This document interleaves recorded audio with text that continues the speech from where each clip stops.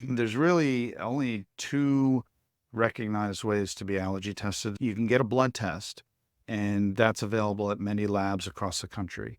The disadvantage to the blood testing is that it takes a day or two to get your results.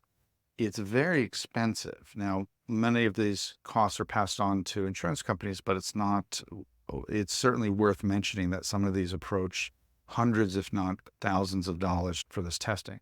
It's been shown in many studies that allergy skin testing is superior to blood testing, and that's a little bit more sensitive. What we don't talk about is the fact that skin prick testing is also very physiologic.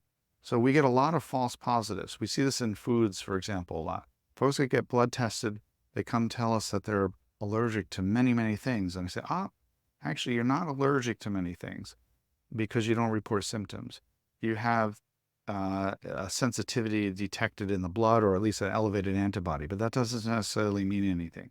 I like allergy testing because it gives us a direct feedback immediately. By definition, within 15 minutes, we get a result that's highly sensitive, highly specific for allergens. So I'm always going to be a big fan of allergy testing on the skin if we can do that. The important thing is that patient must always stop their antihistamines 1 week before allergy testing. That gives us the most accurate result. What it involves is the placement of a plastic applicator, and I'm just going to show us here, for example.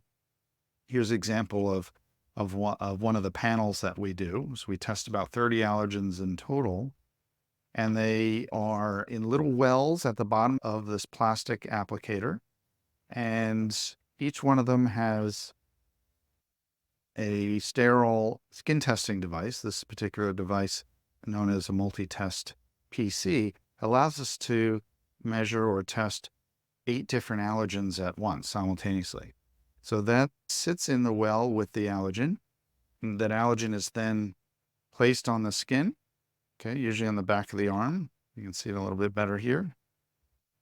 We push down on the skin for a second or two, and then we throw that away. After that test is placed, we then wait 15 minutes to see the reaction, take our picture with the allergy scope, and the patient's good to go. The images are captured instantaneously. We usually give a quick read with the technician. We'll give you a sense of what you may be allergic to, and the allergy scope allows us to give a more accurate reading and, more importantly, transmit that information to the allergist.